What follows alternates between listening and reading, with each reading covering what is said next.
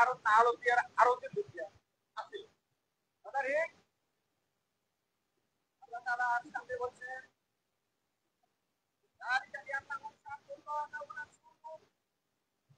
যারা আল্লাহ এবং আল্লাহর রাসূলের সাথে প্রতিরোধ করতে চায়, ইসলামের সাথে যারা পাঞ্জা দিতে যারা চায়, আল্লাহ তাআলা তাদেরকে এভাবে লাঞ্ছিত এবং অপমানিত করে। ওয়ামান ইউশাকিল্লাহ ফাইন্নাল্লাহ শাদীদুল ইকাব। এটা শুধু দুনিয়ার একটা দৃষ্টান্ত, আখিরাতে তাদের জন্য আরো কঠিন দৃষ্টান্ত অপেক্ষা করছে। আমার তো মনে হয় আমার তো মনে হয়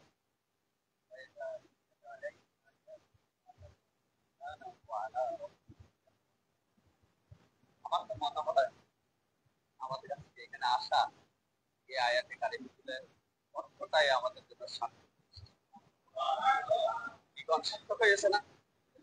একটা কথা বলে দিই, অন্যকে নিয়ে চিন্তা করার আর ভাবনা করার আপনার আমার সময়ই নেই। নিজের কাজটা নিজে করতে করতে আপনার কভার করতে হবে, আপনি অন্যকে নিয়ে চিন্তা করতে পারবেন। আল্লাহ আমাদের আমল করার তৌফিক দান। প্রিয় ভাইয়েরা, আপনাদের সামনে এই আয়াতগুলো আমি তেলাওয়াত করছি। এই আয়াতগুলোর সাথে আমরা ছোটবেলা থেকে সূরা ফাতিহার সাথে যেভাবে জড়িত, শান নজুল করতেছি। আমরা ছোটবেলা থেকে সূরা ফাতিহার সাথে যেভাবে জড়িত, এইরকম আরো একটা সুপরিচিত সূরা আছে। এই সূরাকে আমরা পারি আর না পারি, কিন্তু সূরাটার সাথে আমরা কিন্তু ওতভাবে ছোটবেলা থেকে চিনি। এটা হলো সূরা হাসর। কে না জানে? এটা হলো সেই সূরা হাসর। আলহামদুলিল্লাহ। কিন্তু কি বলছে এত কাল এত বছর, আপনার কথা বাদ দিলাম, আমার নিজে বাদে আছি। মাদ্রাসার লাইনে কামেল পর্যন্ত বসছে যেন সূরা হাসরের হাসর দিলে কইছে এটা কামেলের জন্য হচ্ছে যেন প্রতিদিন একমাত্র জমা দিচ্ছেন।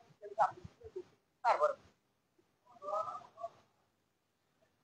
ইসলামী আন্দোলন বুঝা এক জিনিস, তাওরা পাস করা আর হাফেজ কোরআনে হাফেজ হওয়া আর তাইফ পাস করা, সেটা হলো আরো। এবার বলি সূরাটার নাম হলো সূরায়ে আমি প্রথম 4-5টা আয়াত তেলাওয়াত করেছি, আপনারাও পড়বেন। আজকে সকালে কোরআন শরীফ কয়েকজনে পড়েছি। এটা আমাদের মোহতারাম মদিনার দায়িত্বশীল, আমাদের পরম বন্ধু, একান্তে আপনজন। এই এই পথে কত নির্যাতিত আল্লাহ ভাইকে হায়াত দারাজ করে কাটি। আল্লাহ আল্লাহ নির্যাতিত ভাই, এ বিষয়ে আপনাদের সামনে কথা বলবেন। আমাদের নিজেদের কাজ করার তো সময় নেই। আমাদের নামাজের খবর, আমাদের কোরআন অধ্যয়নের খবর, আমাদের হাদিস অধ্যয়নের খবর, আমাদের সাংগঠনিক বৈঠকের খবর। আমি যে আগামী দিন আল্লাহর কাছে যে জান্নাতের আশা করতেছি, সেই জান্নাতের কাজ আমার কতটুকু হচ্ছে, এগুলো নিয়ে তো আমার চিন্তা করার সময় নেই। অন্যদের নিয়ে সমালোচনা করার সময় কই?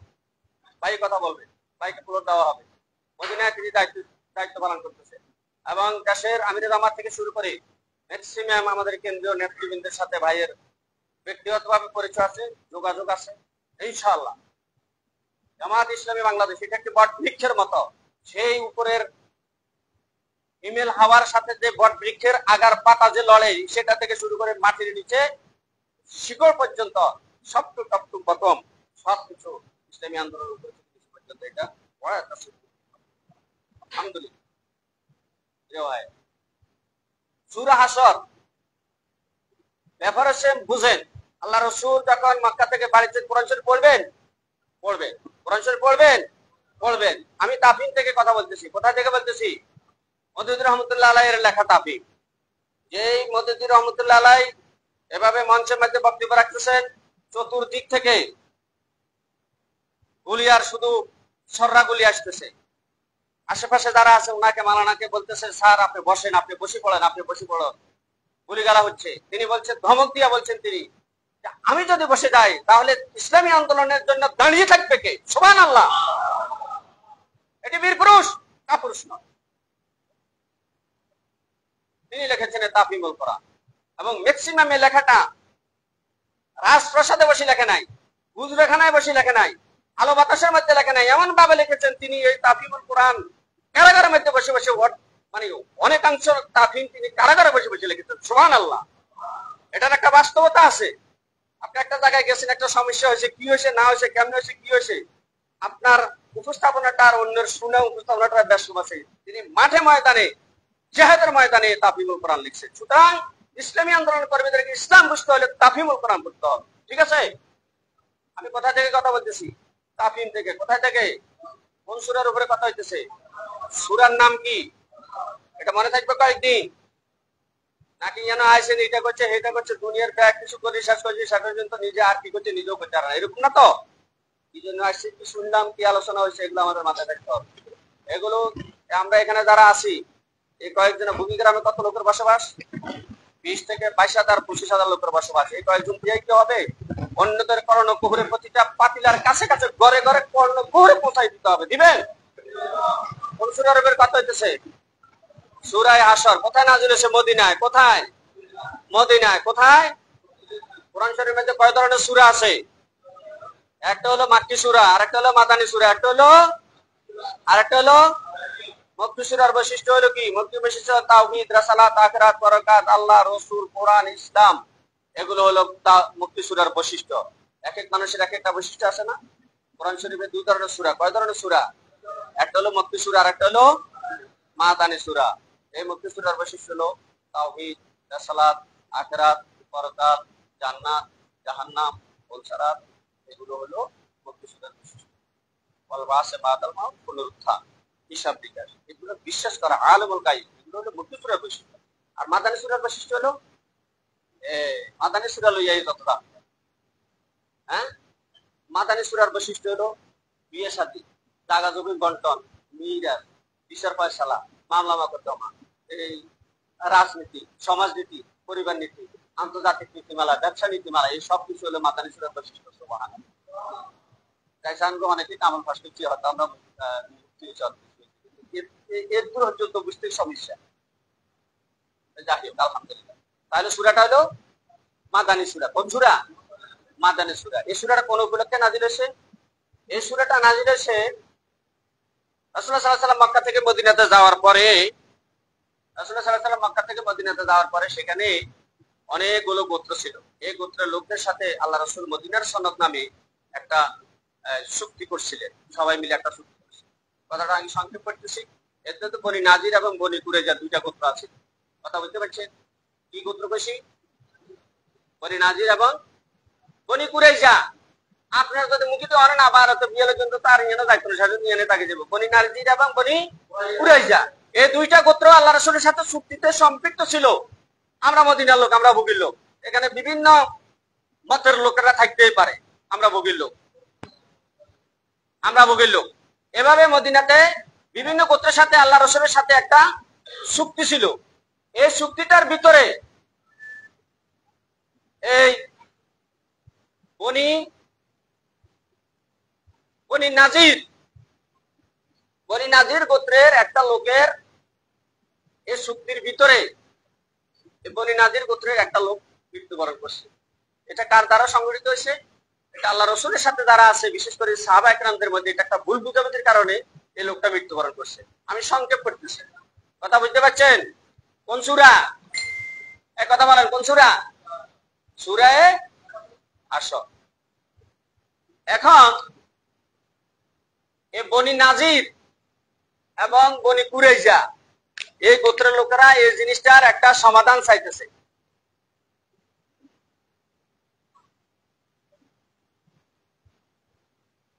এই সমাধান করার জন্য আল্লাহ রাসূল নিজে থেকে বলছে যে এখানে একটা সমাধান হবে। তারা বলছে ঠিক আছে। কিন্তু মক্কা থেকে, কথা খেয়াল করেন, মক্কার থেকে কাফেরের গোষ্ঠী এই বনি নাজির এবং বনি কুরাইজাকে এমন ভাবে হাওয়া দিতেছে, এমন ভাবে ফুসলানি দিতেছে, মানে এই ফুসলানি লাগে মদিনাতে অনার স্থির থাকতে পারে না, কয় সুযোগই দেয়। আমি দেশের মসিনি ওই ফাড়া থেকে এভাবে ফুসলানি হয়েছিনি। আর কথা বুঝবেন, তখন যদি একজন আইলে যদি মেয়েরা জানা লাগে আর মেয়েরা স্বাগতম জানা লাগে, এটা আছে বই বা আমার কথাটা শুনেন, আমার উঠে দিতে আমরা সবসময় বলা বাইন লাগে 30-32 বলাইলে গাঁডাগুড়ি করে উঠতে রাং এইগুলি বলাইনি চোখে চোখে আঙুলকে নতা কিন্তু আমরা পারি না। এটা রাতে 3টা তারিখে সেটা লার কথা। যে কথা বলতেছেন বনি নাজির এবং বনি কুরাইজা, এগুলাকে আব্দুল্লাহ ইবনে উবাই থেকে শুরু করে মদিনাতে মদিনাতে হলো আব্দুল্লাহ ইবনে উবাই, আর ওদিকে মক্কা থেকে তারপরে তারা কাফের মুশরিকরা এরা তারপরে এমন ভাবে ঘুষিয়ে দিতেছে যার কারণে তারা আল্লাহ রাসূলের বিরুদ্ধে ষড়যন্ত্রে, মানে তারা ষড়যন্ত্রে যে প্রাধান্য দিতেছে, সমাধান কোনো প্রাধান্য দিতেছে না। কথা বুঝতেছেন? কোন সূরার উপর কথা হইতেছে? সূরা হাসর বাড়িতে পড়বেন, তাফহিম থেকে পড়বেন। কোথা থেকে পড়বেন? তাফহিম থেকে পড়বেন।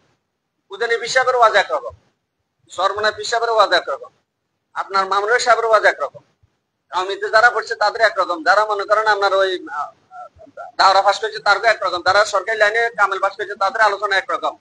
আর মনে করেন আমির জামাত মালানার মুক্তি না হইলো কিন্তু জিয়ানারা ওনার কথা হইলো আর একরকম। সুবহানাল্লাহ। ইদা ফারিকুম মিনহুম ইয়াখশাউনা আন-নাসা কাখাশিয়াতিল্লাহি আও আশাদ্দা খাশিয়া। আমির জামাতকে বলা হইতেছে স্যার ডিবির লোকেরা যখন আমরা বুঝতেছে আমি শিক্ষা বদলাইব, আমি শিক্ষা কি কারণ আমরা হচ্ছেন না এইভাবে, আর আনারা হচ্ছেন না হচ্ছেন জানি না, আল্লাহ আমার মাফ করো, আমি হচ্ছি। তবে সঠিক এর মধ্যে বিধানে পড়ে না। শুয়ে থাকবেন বিছনাতে, আপনি বিছনা ছাড়া হইলে নেতা হই, বিছনা ছাড়া আপনি হইলে আপনার কর্মীর কি অবস্থা হইব? আল্লাহ আমাদের মাফ করো। ইজা ফারিকুম মিনহুম ইয়াখশাউনা আন-নাসা কাখাশিয়াতিল্লাহি আও আশাদ্দা খাশিয়া। তখন আমির জামাত বলছে আল্লাহ, নির্বাহী পরিষদের সদস্যরা ওনারে পরামর্শ দিয়েছে, আর উনি চোখ রাঙ্গা করে বলছে তোমরা আমার কি বলতেছ? আমি কি আল্লাহর থেকে মানুষকে ভয় করব? আবার কি তোমরা কি আমাকে ঈমান হারার কথা বলতেছ? ইজা ফারিকুম মিনহুম ইয়াখশাউনা আন-নাসা, যে অন্তরের মধ্যে আল্লাহর ভয় আছে সেই অন্তরের মধ্যে মানুষের ভয় ঢুকতে পারে না। আমরা সেই লিডারের আনুগত্যের মধ্যে আছি, আল্লাহ কবুল করুন। টডর বড়রে মানে কতক্ষণ হেমুই কতক্ষণ হেমুই এরকম কিছু নাই, আসেনি। আমি বহু জায়গায় বলছি, ভাইরা বসেন কথা বলবেন না, আমি বহু জায়গায় বলছি আমিরের বাড়ি থেকে মুরাদের বাড়ি পর্যন্ত, আমাদের ছোট ভাই জামাল ও আমাদের স্কুলে পড়ালেখা করছে, সেই আমির আলী বাড়ি থেকে এ পর্যন্ত ইনশাআল্লাহ জামাত ইসলামের একটা সমর্থক পর্যন্ত ইনশাআল্লাহ লাগতে পারো না। আলহামদুলিল্লাহ, আল্লাহু আকবার। আমার মুরব্বি চিনে না, জামাত ইসলাম গঠন হয়েছে 1941 সালে। কবে? 41 সালে। আর আমলি গঠন হয়েছে 1969 না কত সালে? তাইলে বয়সের দিক থেকে 30 বছরের মুরব্বি। কত বছরের মুরব্বি? আমার মুরব্বি চিনে না। রাস্তার পাশে দিয়ে আরে যাইতেছে, বুড়া মানুষ বইবে কাঁদতেছে। অঙ্গতিকে জিজ্ঞাসা কর ভাই আনে কিলে আনমা, কয় কি কিলে কাঁদে? কয় আর আব্বা হারে মারছে। বুড়া মানুষ বইবে কাঁদে, নাগরানি চোখেরানি উঠে কয় আব্বাই মারছে। কারণ আব্বা আসেনি। হ্যাঁ আসে না, তো কয় ফতিকে কয় তাইলে তো হারে আন্ডার আব্বারে চাইতো মনে কয় হিমে তো দেয়া মুরব্বী, আমি তো মনে ছিলাম আমলে মুরব্বী। তখন নিচে আইসাতে উন্ডালের মধ্যে ওরা ওই যে আদ্রোহিত ভাই বেশি দাইন মানে এলাকার লোকেরা তো কাজ করবে, এগুলো চলে। ওই যে ওড়া কোড়া বানাতে থাকেন না, এগুলো ওড়া কোড়া বইয়ে বইয়ে বুড়া লোক একটা কোড়া বানায়, ওড়া বানায়, এগুলো তৈরি করতেছে। এত মা গো যাইয়া জিজ্ঞাসা করতেছে কি হোক আপনার হুতের জন্য বুড়ো হয়ে গেছো, কারণ আপনি তো বুড়ো হয়েছে না, আপনি আপনার হুতের মারলেন দিলে, আপনি এটা কি করলেন? এটা তো সুন্দর দেয়া দাঁড়ানোর সামাজিক ব্যবস্থা। ওই মাইটান্ন কি রূপ মাইটান্ন তুই হেতা আর আব্বার লগে শতানি করে আপনি কি করছেন? না আল্লাহু আকবার বলেন। আব্বার শতানি করে তার মানে হ্যাঁ আমার আব্বার লগে এত শতানি করে, আমি কন্ট্রোল করতে পারি না, এলে ঢুকে দিচ্ছি।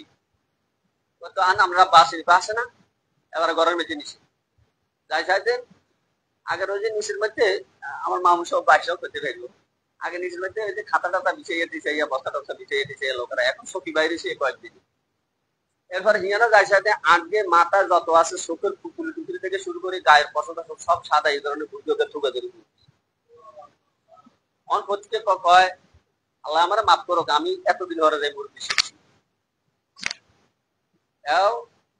মুরব্বীকে আস্তে আস্তে মুরব্বী চিনতেছে, চিনবো, আল্লাহ তাদেরকে চিনে তৌফিক দান।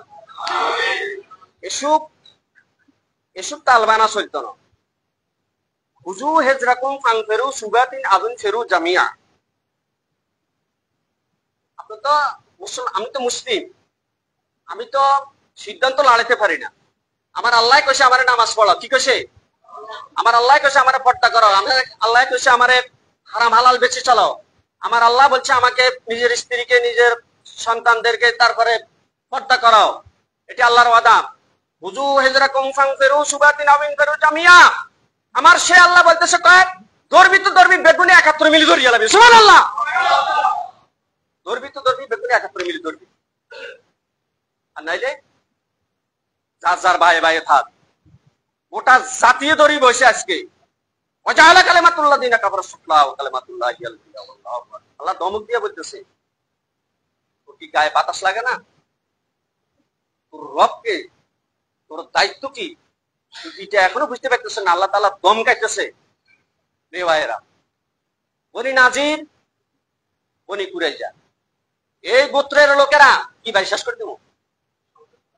হ্যাঁ, বনি নাজির এবং বনি কুরাইজার গোত্ররা এরা আল্লাহ রসুলের সাথে আপোষ দিয়া বললো যে আপনি একটা কাজ করেন, আপনারা আমরা দাওয়াত দিতেছি, আপনি আমাদের সাথে পুরো ভাড়া যাইবেন বা লাকসামে যাইবেন, আমাদের এটা একটা সমাধান করে দিবেন। বললো যে ঠিক আছে। আল্লাহ রসুল সহজ সরল মনে তাদের সাথে ঐক্যমত পোষণ করছে এবং সেখানে গেছে। যাওয়ার পরে বীরে মাউনা, এটাকে বলা হয় বীরে মাউনার ঘটনা। হ্যাঁ মাল সাহেব, বীরে মাউনার ঘটনা। ঘটনাটা কি? এই বীরে মাউনার ঘটনাটা এই সূরা হাসরের সাথে সম্পৃক্ত এবং এটা একটা বীরে মাউনার ঘটনা মানে হলো স্বয়ং সবকিছু থেকে ব্যর্থ হয়ে আল্লাহ রাসূলকে তারা হত্যা করার সিদ্ধান্ত নিয়েছে। ঘটনাটা কি? বীরে মাউনা। কোন ঘটনা, কোথায় আলোচনাটা? সূরা হাসরের ভিতরে বীরে মাউনার ঘটনা। এভাবে নিয়া দাওয়াত দিয়া আপন মনে করি আল্লাহ রাসূলকে দাওয়াত দিয়া নিয়া সেখানে উপর থেকে তারা ষড়যন্ত্র করে কাম নিয়ে বইয়েন এর কয়েকজন মিলি বসে এই কথা সেই কথা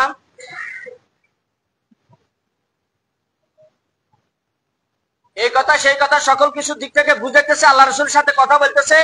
এদিকে আল্লাহ রাসূলকে কথার দিকে আকর্ষণ করে রাখছে, আর একজনকে তারা ষড়যন্ত্র করি ওই পিছনে থেকে উড়াইয়া এত বড় বিশাল একটা পাথর এটা চিন্তা করছে যে আল্লাহর নবীর মাথার উপরে ছাড়ে দিব। নাও ঠিক এ সময় হযরত জিবরাইল আলাইহিস সালাম হাসি আল্লাহ রাসূলকে তারপরে এখান থেকে সরাই দিয়েছেন। সুবহানাল্লাহ।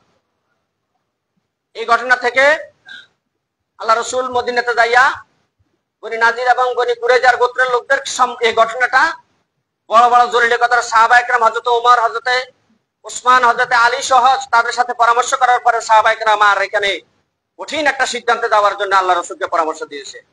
আল্লাহ রাসূলকে বললেন যে তাদেরকে একটা চরমপত্র দিয়ে দেওয়া হবে। কথা খেয়াল করবেন, কি পত্র দিছে?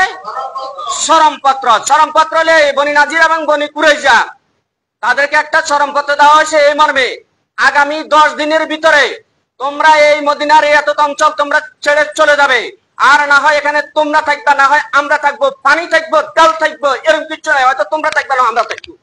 সুবহানাল্লাহ। কোন সূরা? এই চরমপত্র এটা যখন এদের হাতে যখন দিছে, ওরে বাবা, কারণ ইসলামী আন্দোলনের কর্মীরা তো আগে থেকে ইনশাআল্লাহ তারা কোরআন হাদিসের আল্লাহ রাসূলের হাতে তারা গড়িতে। আমাদের আমি যেটা বলছিলাম চাচা বাতিজা আমার সামনে আছে, সে নাই শুনক এই লাকসাম মনোরগঞ্জ এই মোতায়ের গেছে, মোতারের মামলা 28 দেওয়া হয়েছে। অন কিরবি কয় যাই এলাকাতে যারা আছে এতগুলোকে একটা পরামর্শ করি আই একটা যা ভালো হয়েছে আলহামদুলিল্লাহ, তুই বাইরে যা, তাহলে একটা সমাধান হলে আমরাও সাথে আছি। চাচারে ডাকি দিছে, এ মেয়েও সাক্ষী, আর চাচা তো বাদী।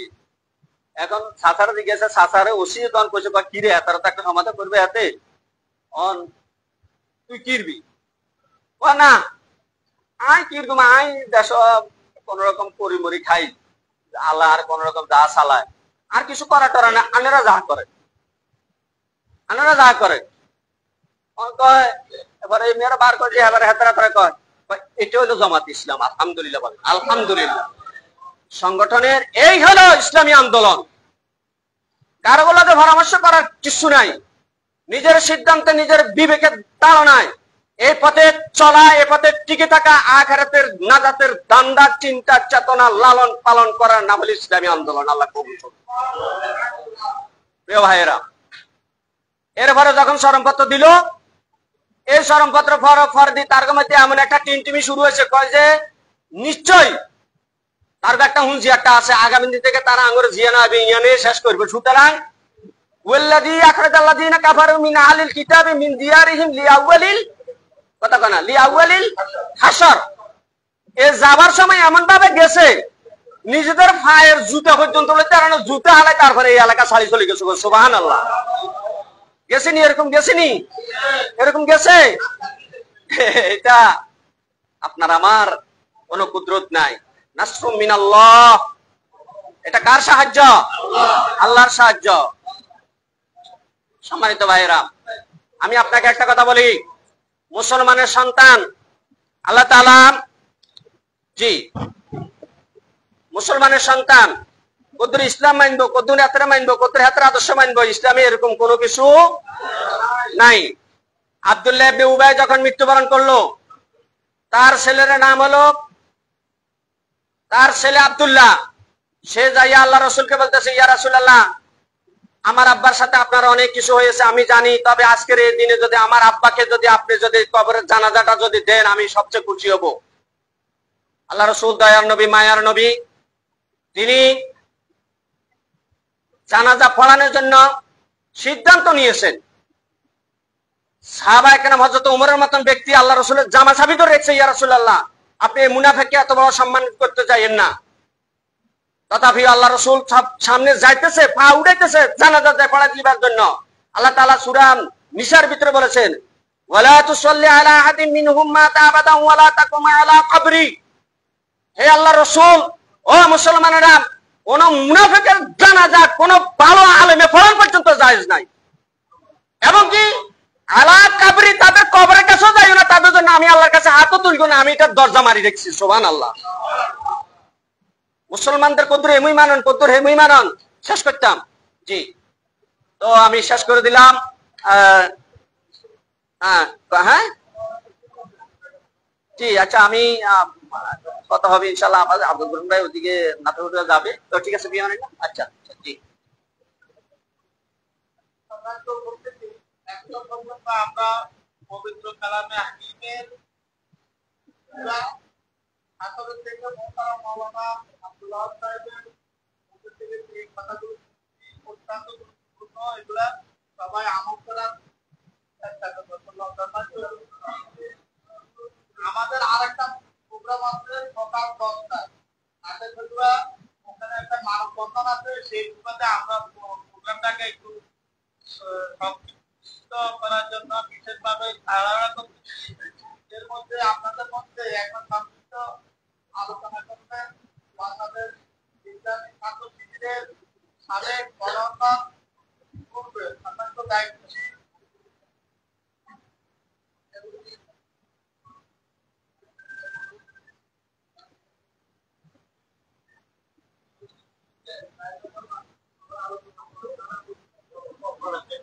না, আব্দুল করিম ভাই রিপিট করে দেন, ওই বিষয়টা বলে চলে যাও, সময় আছে 9টা বাজে যায়। ভাই আর ইসলাম আরিফ ভাই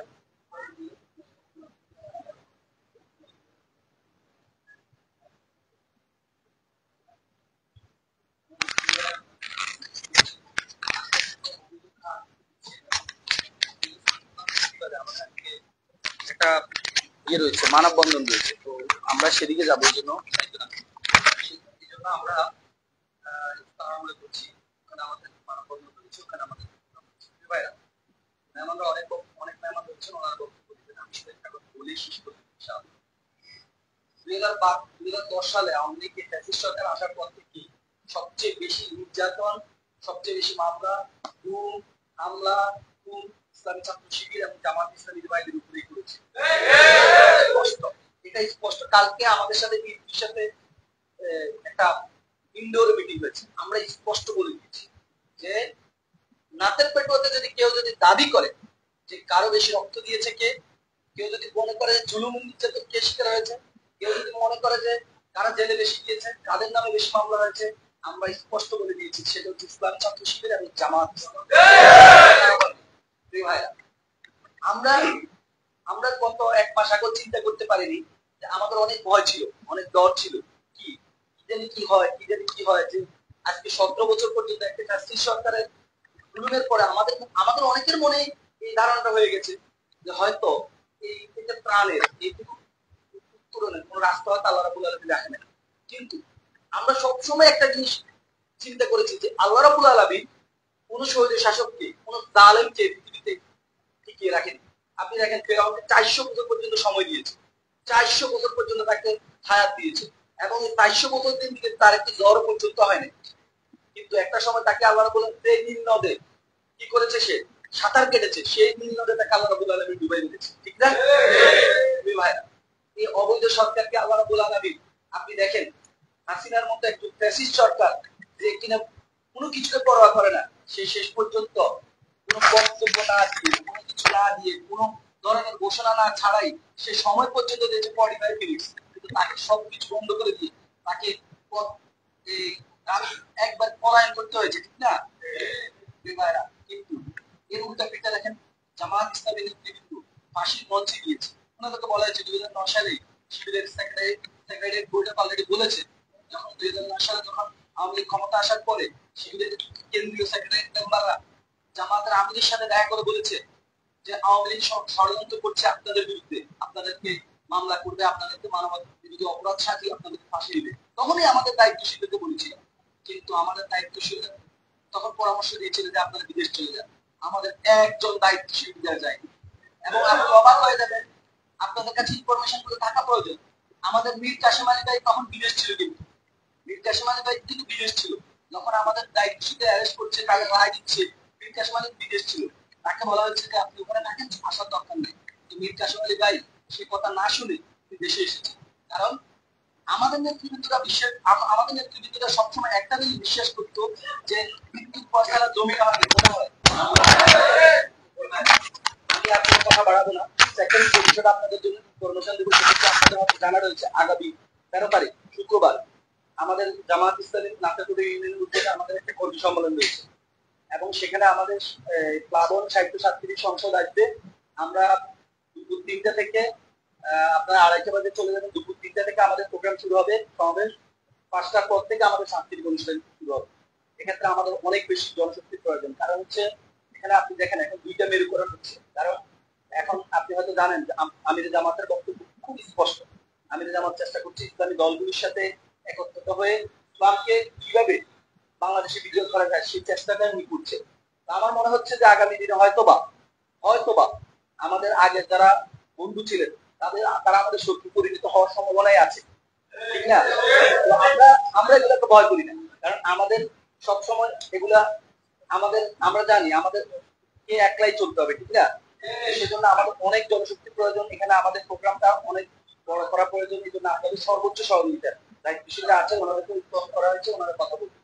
সবাইকে ধন্যবাদ। আসসালামু আলাইকুম।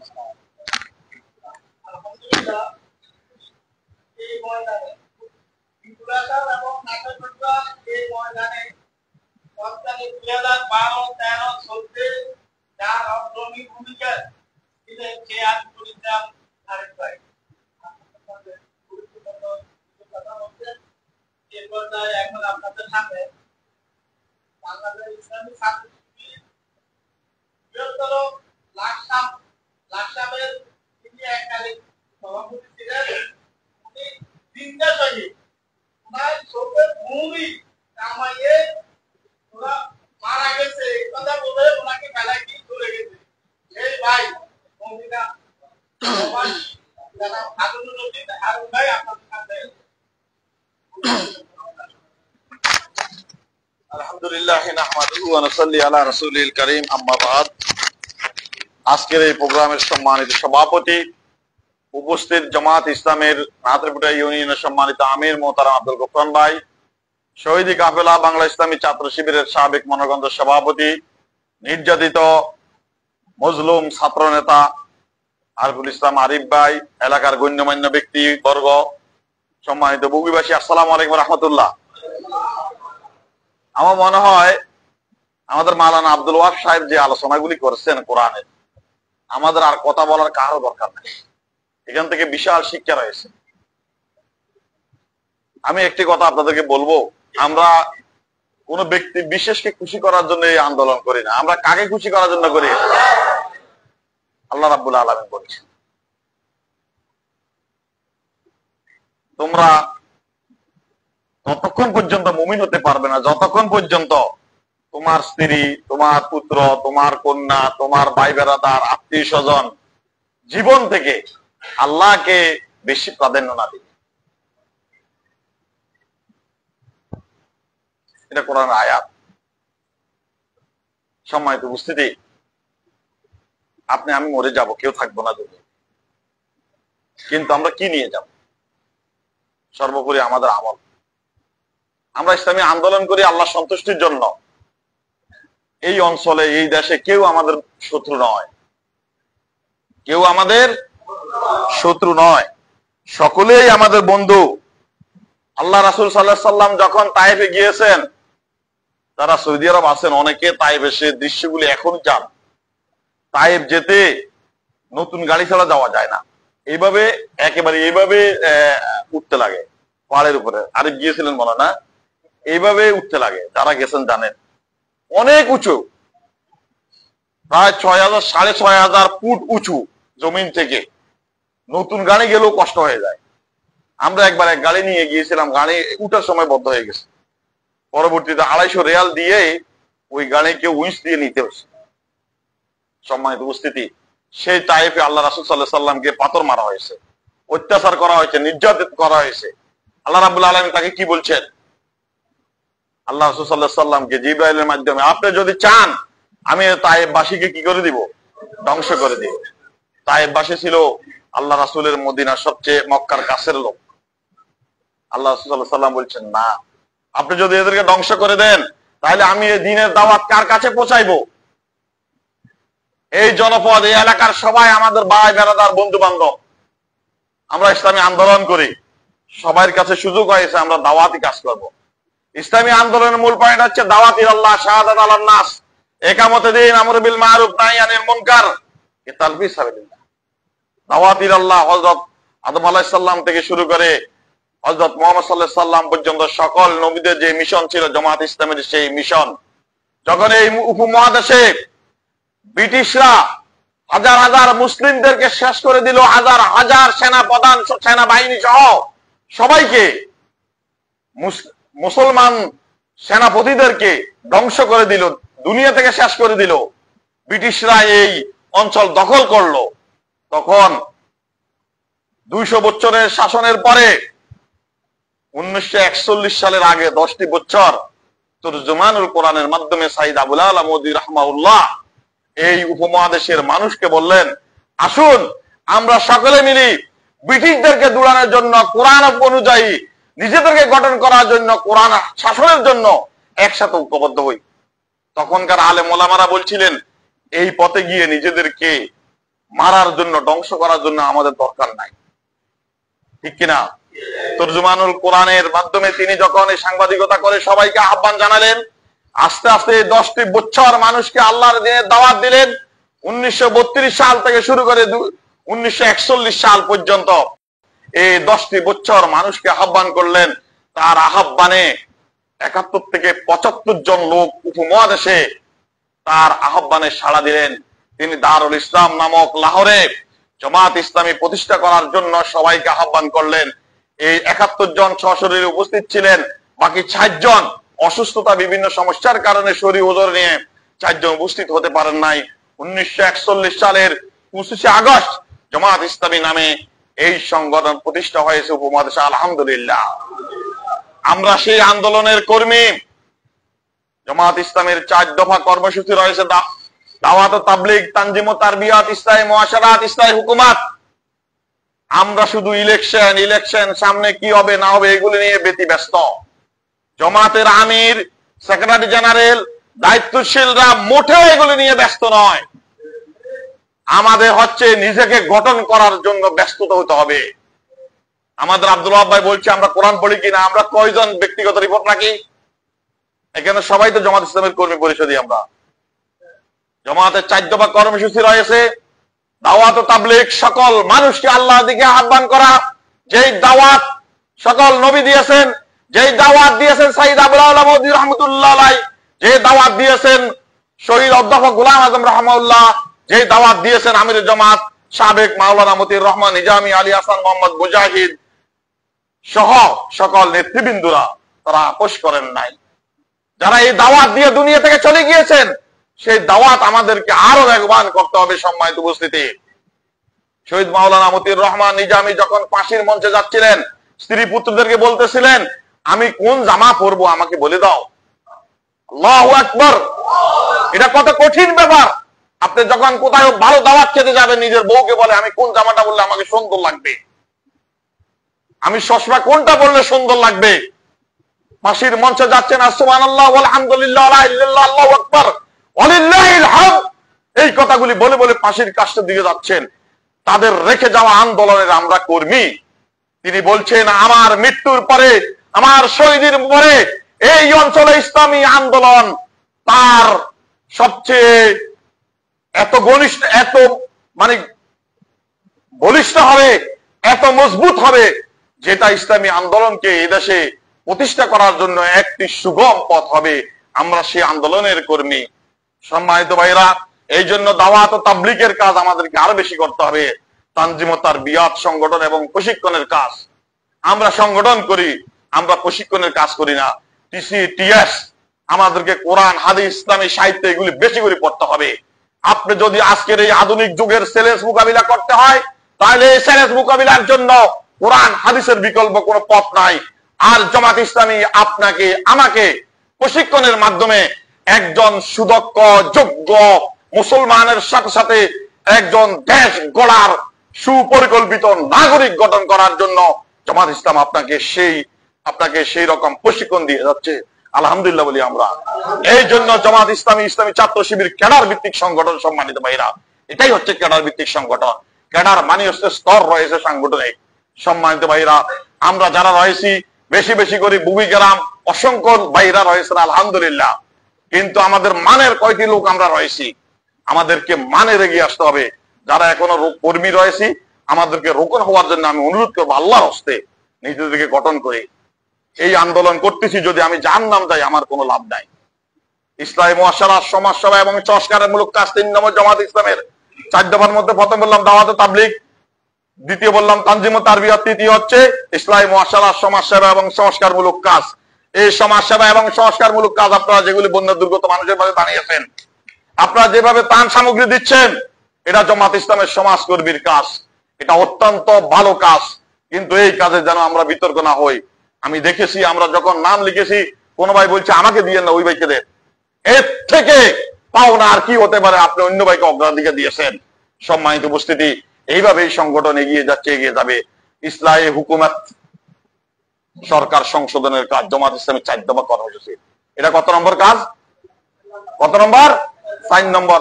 নির্বাচনের বিষয়গুলি, সরকার সংশোধন, এরপর আসছে নির্বাচন। আমরা এটাকে নিয়ে যত উদ্বিগ্ন, এটাকে নিয়ে যত পারাপারি, এটাকে নিয়ে জোট আনজোট, কত পেরেশানি, অথচ আমাদের 4 দফা কর্মসূচির গঠনতন্ত্র আলোকে দাওয়াত ও তাবলীগ, তানজিম ও তারবিয়াত, ইসলামী মুআশারাত, 4 নম্বর ইসলামী হুকুমত, সরকার সংশোধনের কাজ। সেই কাজে আমরা অংশগ্রহণ করব। আমাদের পরিবেশ পরিস্থিতি হলে জামাত ইসলাম নির্বাচন করবে। গতবার ইলেকশন করে নাই, সংগঠন বলছে করে নাই, সমস্যা নাই। আপনাদের খেয়াল আছে, সোনামণি কলেজে যখন 1997 সালের ইলেকশন হলো, নাসির বাসির 2 ভাই 2 দলের প্রার্থী হলো, আপনাদের আত্মীয় হয়। নাসির ছাত্রলীগের প্রার্থী হলো বিপি, বাসির শিবিরের সভাপতি লানাতুপটুয়া কলেজের, সোনামণি কলেজের। ভাই ভাইয়ের দ্বন্দ্ব হয়েছে, বলছে আমার সংগঠন বলছে ইলেকশন করবো না, আমরা করবো না। ভোট দেয় নাই আপন ভাইকে, কি দেয় নাই? ভোট দেয় নাই। এটা হচ্ছে সংগঠন। সংগঠন বলছে আমি কাজ করার করব। আতিউল্লাহ ওয়া আতিউর রাসূল ওয়া উলিল আমরি মিনকুম, এটা কোরআনের আয়াত, আল্লাহর নির্দেশ। আমরা আল্লাহ সন্তুষ্টির জন্য এই আন্দোলন করি। সেই আন্দোলনের সংগঠনের দায়িত্বশীলদের সাথে তারা যেভাবে বলে সেইভাবেই করব। এইখানে এক প্রোগ্রামে আমরা বলেছিলাম, বলছে সংগঠনের নির্দেশের বাইরে কোনো কথা বলবো না, করবো না, যদি আমি আল্লাহ সন্তুষ্টি অর্জনের জন্য আন্দোলন করে থাকি। সম্মানিত ভাইরা, ইসলামী হুকুমত হচ্ছে সরকার সংশোধনের কাজ। আমরা নির্বাচন করব, সংগঠন যদি বলে সেই নির্বাচনে অংশগ্রহণ করার জন্য যেভাবে বলে সেভাবে করব। আমরা কাউকে শত্রু মনে করব না, কাউকে বন্ধু মনে করব না। সবাই আমাদের এই দেশের লোক, সবাইকে না, সবাইকে আমরা বন্ধু মনে করব। কারণ আপনি কাকে দাওয়াতি কাজ করবেন, কাকে আপনি ডাকবেন? সবাইকে দ্বীনের দিকে দাওয়াত দিবেন। ওয়াল্লাযী আরসালা রাসূলাহু বিল হুদা ওয়া দীনিল হক লিইয়ুযহিরাহু আলা দীনি কুল্লিহি ওয়া কাফা বিল্লাহি শাহীদাম। এভাবে যে আয়াতগুলির কথা আছে আমরা সেভাবে এগিয়ে যাব। সম্মানিত উপস্থিতি, আসুন আমরা আগামী দিনে জামাত ইসলামী যারা ছাত্র শিবির করছি, আল্লাহ সন্তুষ্টির জন্য আমরা এই আন্দোলন করছি, আমরা এই এলাকায় সবাই মিলেমিশে সংগঠনের আনুগত্য শৃঙ্খলা, এই হচ্ছে সংগঠনের মেরুদণ্ড।